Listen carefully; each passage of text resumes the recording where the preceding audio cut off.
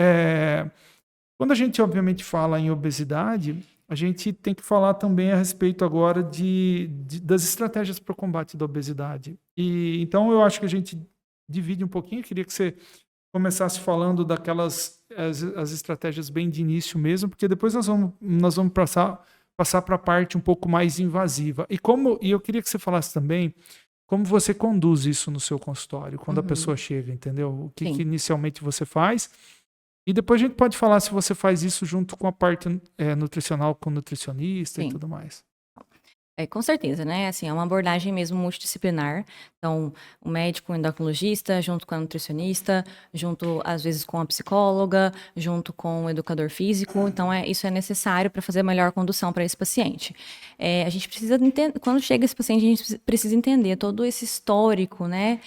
De ganho de peso, de tentativas prévias de tratamento, se houve falha, como foi, se teve alguma questão que desenvolveu, né, um marco desse ganho de peso.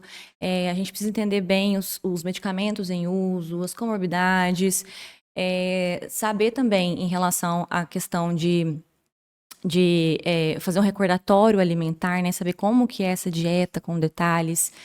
Saber a rotina do paciente, né? Porque se a gente não souber como esse paciente funciona no dia a dia, quais são as preferências dele, o que realmente importa para ele no dia a dia, a gente também não consegue montar estratégias eficazes, né?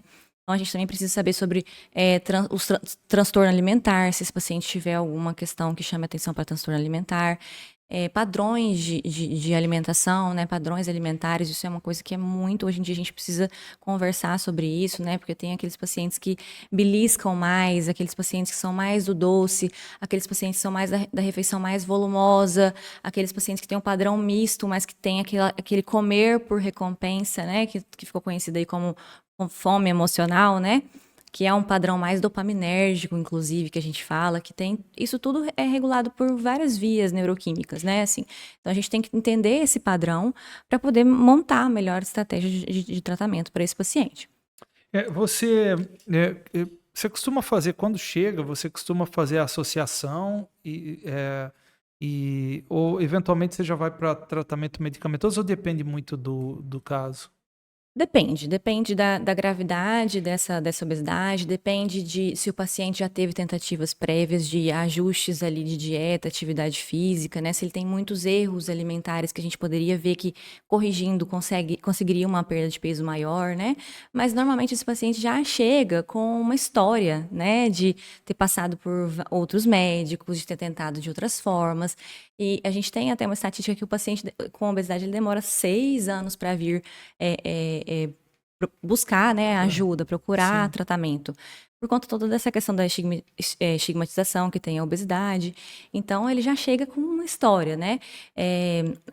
Dependendo do caso, já vale a pena entrar de uma vez com a O medicação mesmo, medicamento. porque é um potencializador do tratamento, é um estímulo, é uma motivação para o paciente, né? E o paciente, quando ele já tem uma obesidade, principalmente uma obesidade mais considerável, ele tem o hipotálamo, que é o centro regulador ali do apetite, né? Do nosso gasto energético, ele já tem o hipotálamo inflamado. Então, ele tem a dificuldade para regular esse apetite, ele tem a dificuldade para fazer essas escolhas. Então, trazer a medicação para alguns casos já desde o início é sim uma estratégia.